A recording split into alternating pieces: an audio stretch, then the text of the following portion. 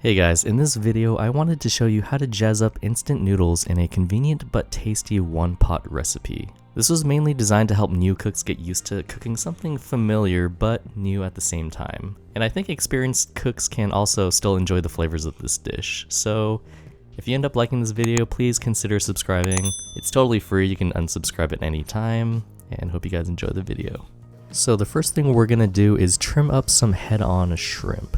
You can use shrimp deshelled or shrimp without the head too, but I think cooking it with the shell on gives it much more flavor and a crunchier texture when you're eating it. The shrimp heads also contain some savory, sweet juices that will give the soup more depth of flavor. Just take some kitchen shears and trim off the long whisker things, the pointy tip of the mouth, and some shrimp have a pointy horn-like thing on their head that you definitely want to trim off, unless you want it to stab you in the mouth or throat. After you're done trimming, coat with some vegetable oil and sprinkle with some salt, toss them to coat and set them aside. Then in a medium-sized saucepan or pot filled with water, I'm using a 3-quart saucepan here, we're going to get the water to a boil and boil the noodles until they're done. I'm using Neoguri seafood flavor instant noodles because I just happen to have a lot of it because I also make an instant noodle dish called Japaguri from the Korean movie Parasite from time to time. So I guess I'll use this time to explain what dipping ramen is to those that aren't very familiar. Dipping ramen is basically a deconstructed bowl of ramen with a condensed and very flavorful soup that you dip your noodles into before you slurp them up. What I love about this style and making it at home is that every component of this dish, from the noodles, toppings, and the soup, can be made separately ahead of time, and it's just a more convenient and relaxing cooking experience for beginners. Couple that with just needing to use one pot for all of the cooking, it's all Gucci, bro. After the noodles are cooked to your liking, we're going to drain the noodles and run cold water through them to stop the cooking process, and save about 2 to 3 cups of the noodle cooking water in a bowl or cup to use for the soup later. Next up, we're going to prep some Enoki mushrooms as a topping. Cut off the root ends and wash them if you so choose. Then we're going to tear them up into roughly bite-sized pieces, keeping in mind that they will shrink to about half their size after we fry them. Using the same pot that we used to boil the noodles in earlier, we're going to put the pot on a medium heat, add in some oil, and saute the mushrooms until they soften up a bit.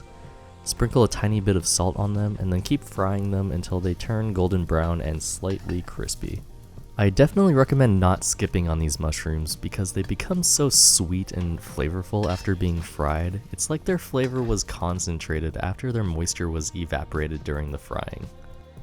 It'll help balance out the flavors of the rich seafood dipping soup and the shrimp that we'll be cooking soon, and these mushrooms should be easily found in any Asian grocery stores. For the next step, make sure the following ingredients are all in place and ready to go, known as mise en place, everything in its place, because we're going to cook the shrimp and there aren't any pauses during this step, and we definitely do not want to overcook the shrimp. Having all of your ingredients ready before you turn on that flame makes cooking so much more easy and less stressful. With the same pot over a medium heat, we're going to throw in the shrimp in a single layer and use a spoon or something to smush the heads until you see some of their juices coming out. After one side of the shrimp cooks up about halfway up the shrimp, flip them over and put the heat on a low-medium and add in about a tablespoon of unsalted butter. I pretty much use unsalted butter for everything because I like to be more in control of the level of salt in my dishes.